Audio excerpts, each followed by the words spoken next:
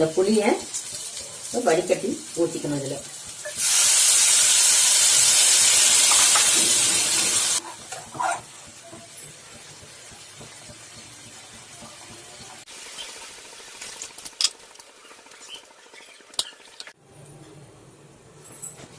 இப்போ இது நல்லா இந்த உருண்டைக்கு வெங்காயம் கருவேப்பிலை கொஞ்சம் போட்டு இதை நல்லா மிக்ஸ் பண்ணிக்கணுங்க.